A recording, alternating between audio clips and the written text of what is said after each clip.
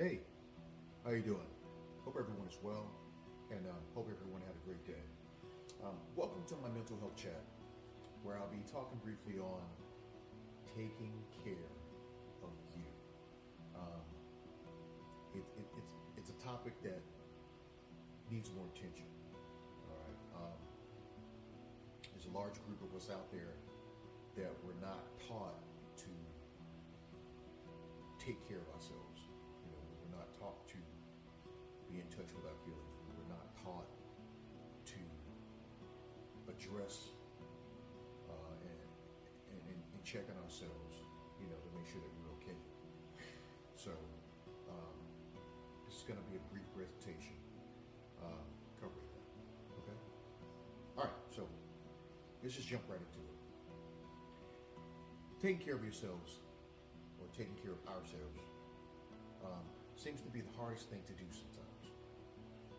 But it seems everything and everyone else seems to get what they need from us.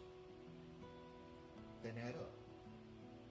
So, look, there comes a time when you just have to stop being so consumed with somebody else's welfare and start being consumed with your own.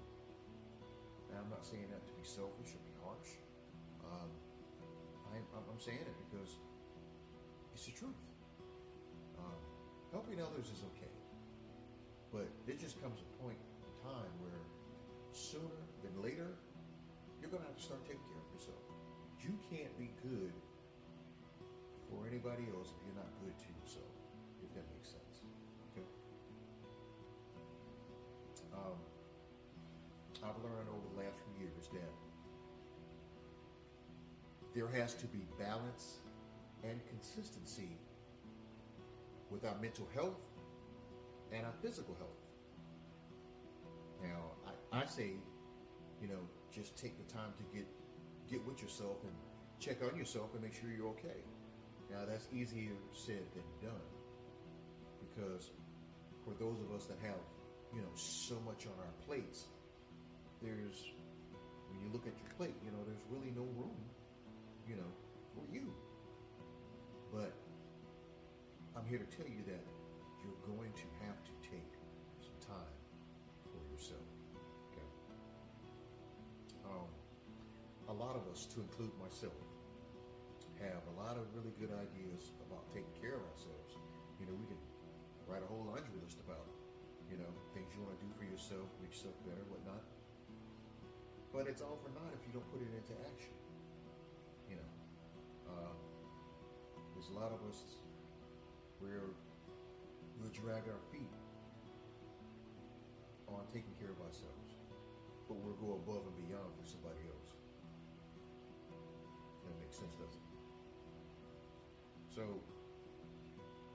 in learning how to take care of yourself, it becomes easier as you put it into practice. Okay. But if you don't put it into practice, you'll never learn how to take care of yourself. Okay.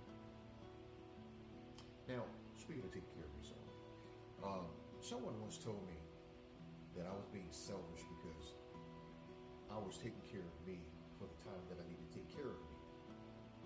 And the guilt trip that that man put on me just really wore me out. And I let guilt control me for a while. And once I started talking to a therapist, he told me, you don't feel guilty about taking care of yourself.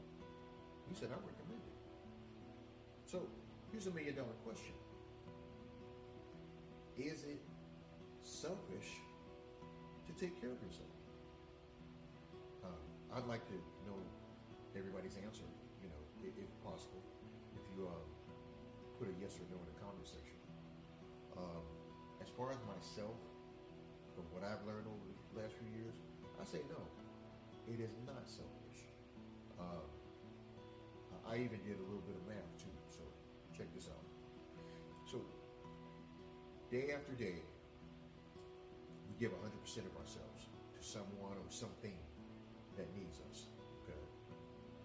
And simply what I'm saying is that we're not asking, but we're going to start taking 10% of our time to take care of us.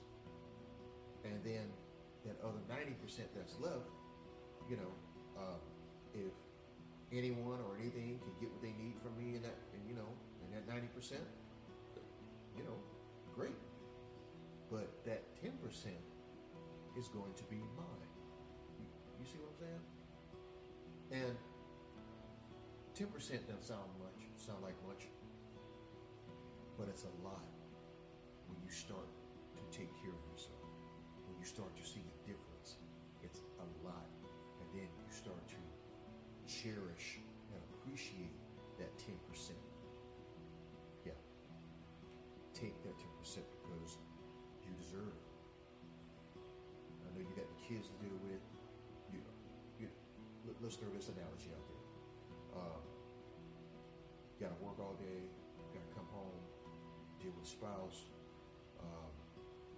your significant other, got children. You got to make sure they're straight, good to go, homework, dinner, whatnot.